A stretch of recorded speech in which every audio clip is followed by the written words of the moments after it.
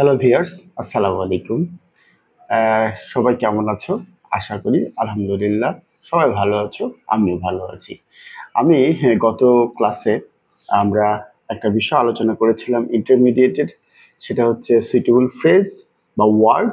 সেখানে আমরা কথা বলছিলাম উড্রেদারটা নিয়ে।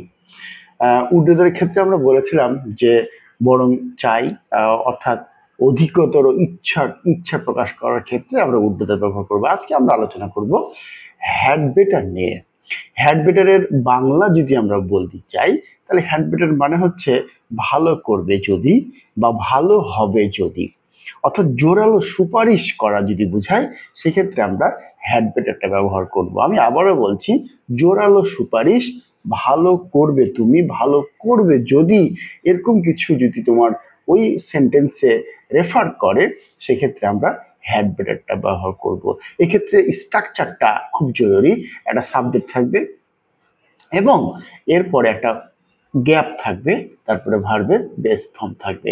ঢাকা বোর্ড 2023 তোমরা যদি থাকে, দেখো ঢাকা বোর্ড 2023-এর নাম্বারে বলা হচ্ছে ইট ইজ উইন্টার। দেখো এটা তথ্য দিচ্ছে, it is winter you dash buy a coat. তাহলে আমরা it is winter you had better buy a coat. তাহলে ইট ইজ উইন্টারের পরে দেখো ইউ সাবজেক্ট, একটা গ্যাপ আছে, ভার্ব প্রেজেন্ট ফর্ম আছে। আশা করি সবাই বুঝতে পেরেছি আমরা। তাহলে এই গ্যাপে আমরা হ্যাড বেটার ব্যবহার করব। আসসালামু আলাইকুম।